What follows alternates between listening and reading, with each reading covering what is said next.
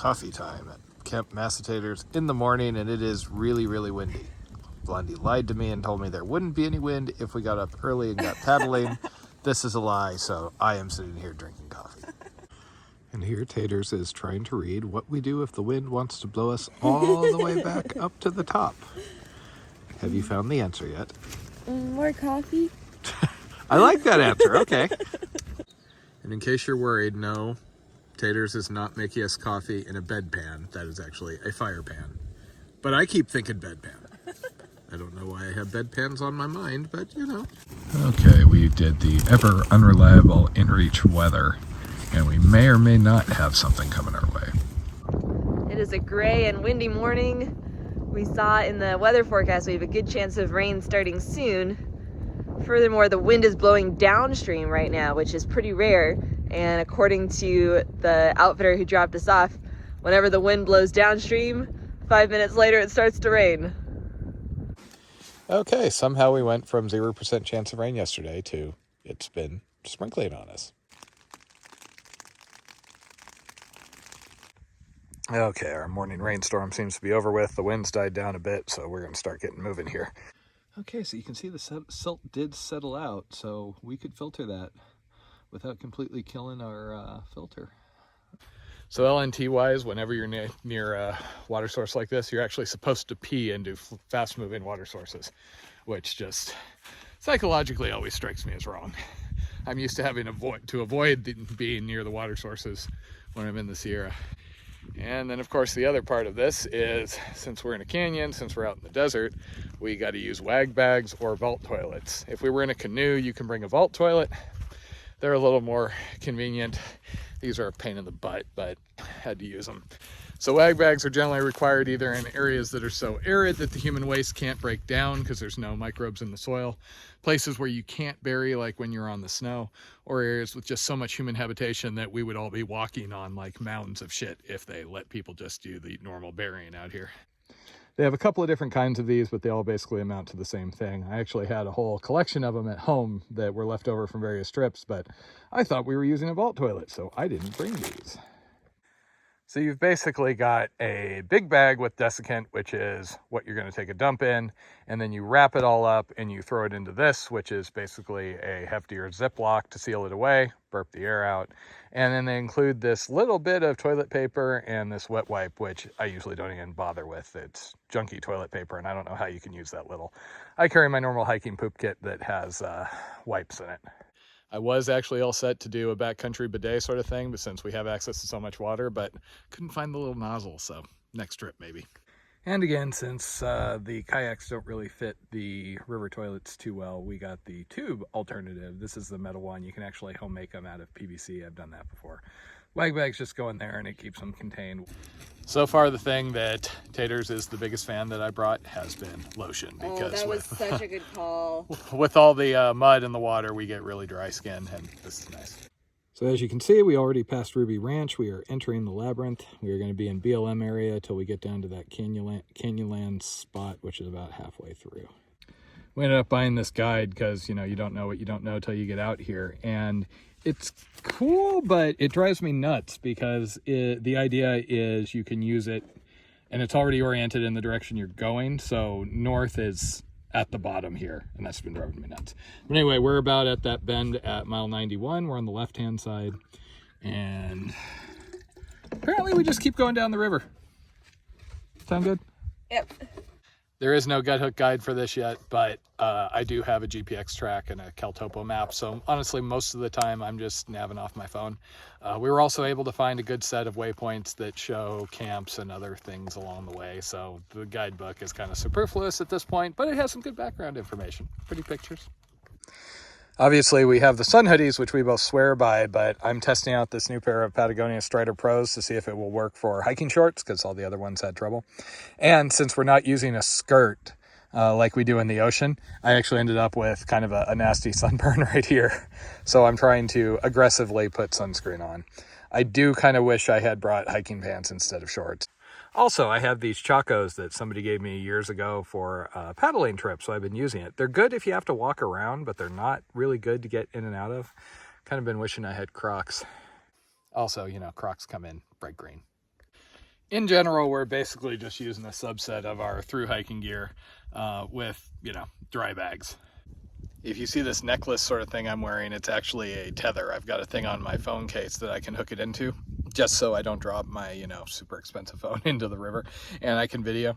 It works okay. I am kind of wishing I had some sort of a small chest pocket or fanny pack though, because I don't really have any place secure to store it. So I'm just shortening this up and it's kind of dangling here, which works, but not ideal.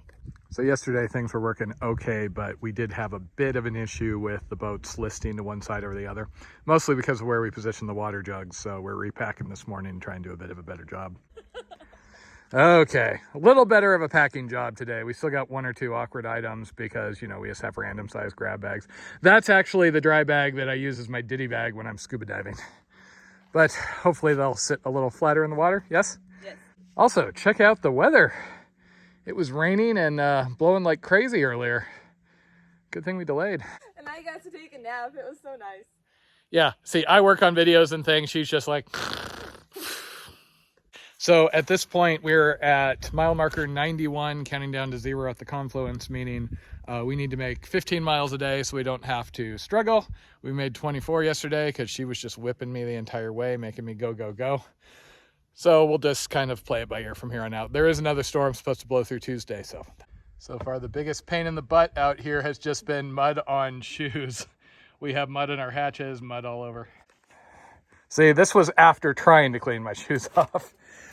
So we really timed this well. This would have been really unpleasant like an hour or two ago.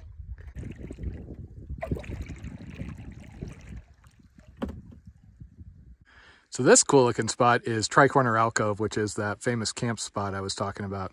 Or I should say popular camp spot. Sadly, it looks like we haven't missed all the wind.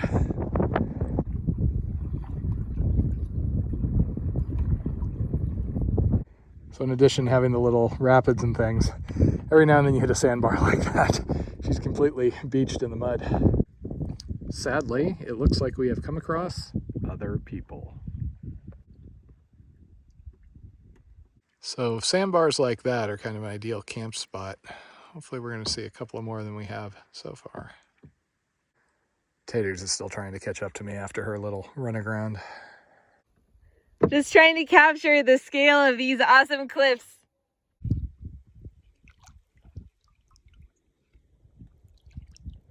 It is starting to look downright Utah-like in here. And look who decided to come rejoin the trip. Hi, Taters. Don't mind me, just had to walk through the mud a little ways. We're paddling, not hiking. Is that like yellow blazing? If you're, you know, if you walk when you're supposed to be paddling, do you get a negative mark? Like if you drive, if you're supposed to be hiking?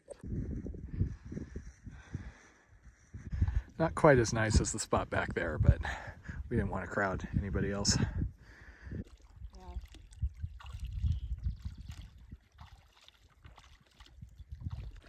Okay, I just wanted to capture this moment because green vegetation. Oh, yay! Yay! The Green River is green. Only over there though. This dead brown.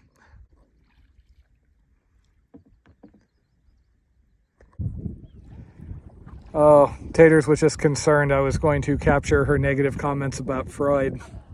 That I was going to slip them in, one could say. Okay, we were going to go look over there for a campsite, but it turned out there's a road, so not going there. So basically, if we weren't liking the paddling today, we could turn this into a road walk. I am experienced at those, you know. So yeah, we really were feeling like we were kind of out here down this remote river. And then we heard a vehicle noise, thought it was coming from the top, but no, there is a full-on like road over there, and we've now had 2 vehicles come by. Okay, I guess we found Launch Marguerite.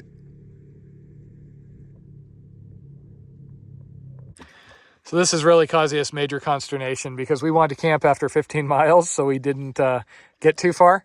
And we haven't been able to find a good camp that wasn't right next to the road. So now we're at 19 miles, and we really need to stop because otherwise we're going to finish like a day early. But we can't find a camp that's not on the road.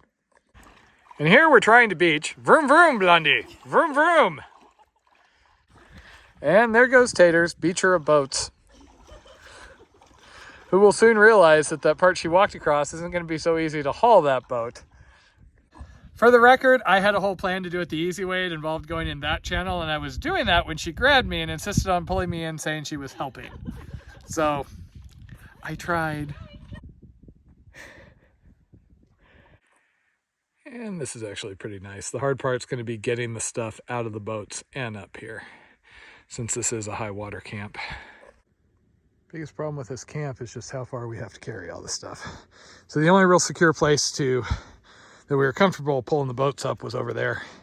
If we left them here, we'd have to find something to tie it to, and we do have a rope buried away, but I don't know. I don't trust logs like that. And what are we having for dinner tonight? The same thing we're always having for dinner tonight. Some combination of tortillas, nor sides, beans, mashed potatoes. Because that's what you do if you're a thru hiker with no money. So on one of the Facebook groups, there was a discussion about how resupply costs are going up because, you know, if you go to the store, things cost more money. I almost made a comment about how, yeah, my north side went up from $1 to $1.25. Freeze-dried, whatever the hell we have, burritos, and black box wine. Yum. And this was one of the very, very, very rare nights where I actually ate dinner outside of the tent. Can you believe it, Jen?